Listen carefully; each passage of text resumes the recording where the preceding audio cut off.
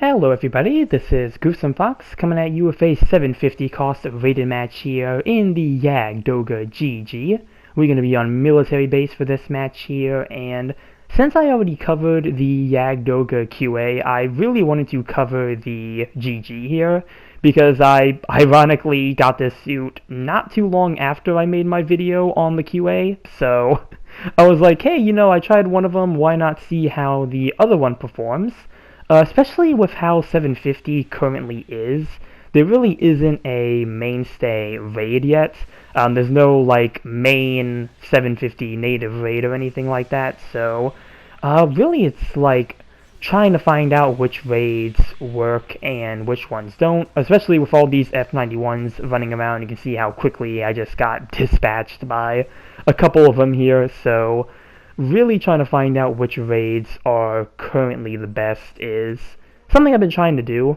I do have the Gundam Mark V, which I played a couple rounds in, but Gundam Mark V, not too sure about that one, and I also managed to get the level 4 Humbrabi as well. I'm probably never going to play that suit in an actual match, so the Jagd Doga GG here did seem like the best bet, mainly because I think the main advantage to the Jagd Doga GG is that it is a more range-based raid. You get a lot of really good range weapons. I should mention that the suit is a raid. It starts out at 650 and comes up to 750, which is the level 3 version. And you have a lot of really good range weapons with this suit. You do have the beam machine gun, which is not only good for accumulation, but also able to get instant stuns with its charge. You do have the same beam saber, and I believe the missiles are the same as well with the Jagd Doga QA. They're, I believe, the exact same. But you do have a different version of the Mega Particle Shield, where while the QA one does piercing, the GG is able to do a heavy stagger.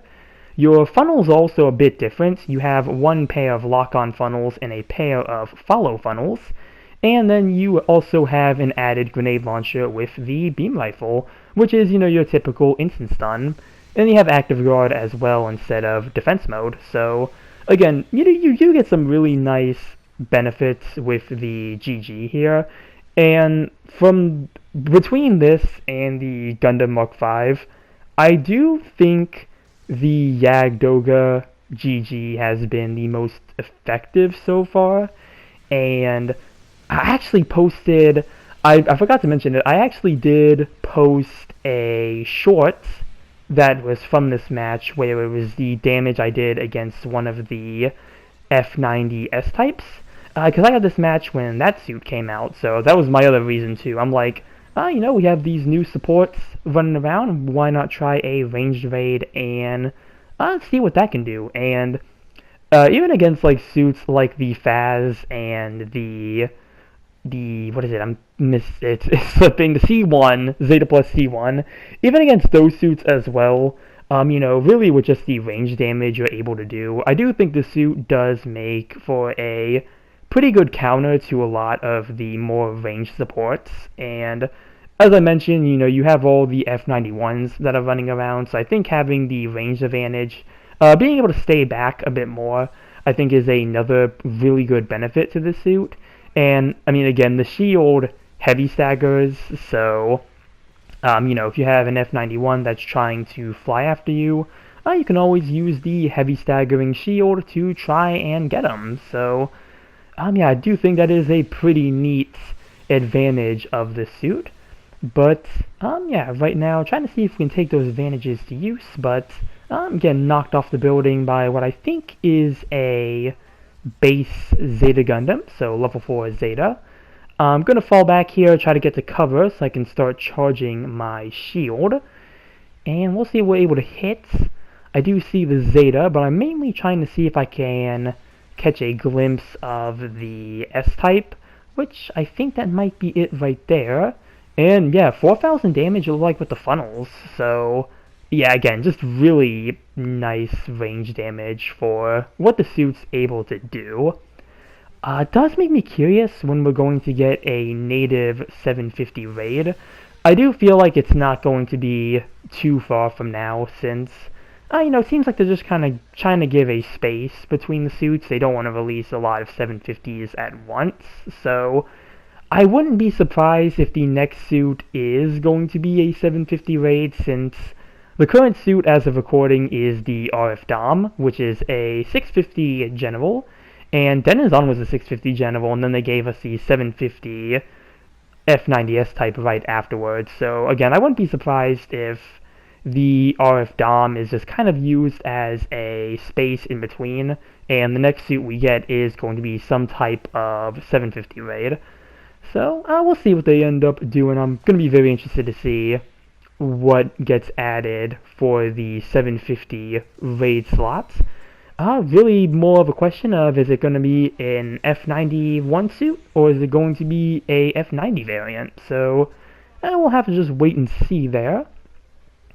Right now trying to aim for what I think might be the Narrative Gundam B-Packs. And, yep, I see the funnels there, and that's another suit I made a video on. At least the 650 version. I don't have the level 3 version. I'd be very interested to see how that one performs. But, yeah, right now trying to get another charge with the shield here. Really trying to use as much as the cover as I can. Since it's the Jagd Doga compared to these F91s, you are a much larger suit compared to the competition, so that is something you want to watch out for when using the suit, but that can really be true for a lot of these suits that they added to 750. A lot of them are a lot bigger than the smaller miniaturized suits, so really kind of a fair warning to give for a lot of things, honestly. But yeah, making some pretty good use of the cover here. I do see the Narrative Gundam again, but at least I was trying to aim for what was that low health, but looks like my teammates were able to finish him off before I could. And I think this is actually the point where we're getting at, is where I got the short from. So yeah, here's where I got the short from. This is where the S-type spawns in.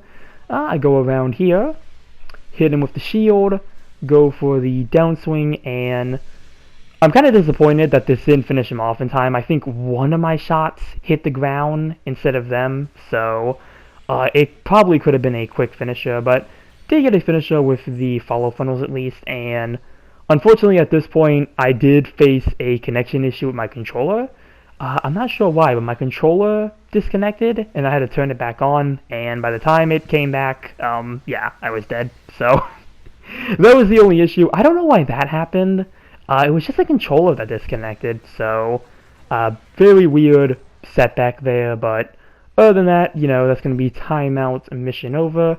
At least it happened at the very end of the match there, even though it did give me a panic attack thinking that the game tried to disconnect, but hey, that's mission completed, and let's see how we did here with the Jagd Doga GG at 750.